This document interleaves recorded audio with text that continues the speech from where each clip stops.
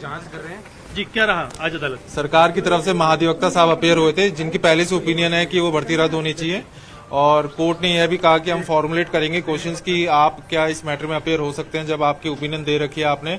और कोर्ट ने जो आगामी उन्होंने समय मांगा कि हमें एक अच्छे निर्णय पे आना है जिसमें रीजंस हो, और अभी 2-3 मीटिंग्स और हो सकती है, उसका हमारी तरफ से विरोध करा गया। कोर्ट ने मैटर की गंभीरता देखते हुए और सरकार इसमें एक निर्णय पे आए, स्पष्ट निर्णय पे आए जिससे कोर्ट को भी सहायता मिले। कोर्ट ने सारे बिंदुओं को देखते हुए मैटर को 1 जुलाई को रखा है, और कोर्ट ने यह भी कहा है कि अगर ये निर्णय में और देरी करते हैं तो जो वित्तीय जुर्माना है वो भी बढ़ता जाएगा, अगर ये कोई अनरीजनेबल इसमें समय और लेते हैं।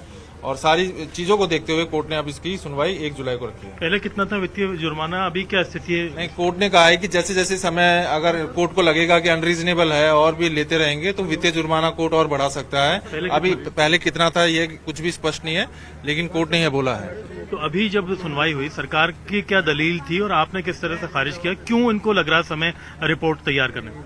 महाधिवक्ता की यह दलील थी कि जब इनसे पिछले साल ये ओपिनियन मांगा गया था कि ये भर्ती रद्द होनी चाहिए, तब इनफॉर्मल डिस्कशंस में पुलिस ऑफिशियल्स ने यह कहा था कि इसमें आंकड़ा जो फर्जियों का है वह 400 से 500 है। लेकिन अब ये कह रहे हैं कि जो एसओजी असलियत में पकड़ पाई है वह 55 के करीब पकड़ पाई है, तो आंकड़ा कम है।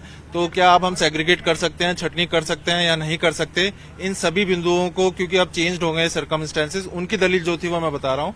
इन चीजों को हमें अध्ययन करना है, और कोर्ट द्वारा उनके द्वारा कहा गया कि जो नीति आयोग की एक मीटिंग थी उसमें जो ये सब कमेटी के मिनिस्टर्स थे वह गए हुए थे, इसलिए इसकी सुनवाई नहीं हो पाई थी। अभी आपने किन मुद्दों के आधार पर इनके दावों को, उनके डिमांड या वक्त मांगने की दलील को खारिज किया? आपने पहले भी कहा था कि जबरदस्ती गुमराह करने के लिए वक्त मांग रहे हैं। हमने कहा कि 4 जो संस्थाएं, सबसे सर्वोच्च संस्थाएं राज्य सरकार की, सबने भर्ती रद्द करने की अनुशंसा दे दी।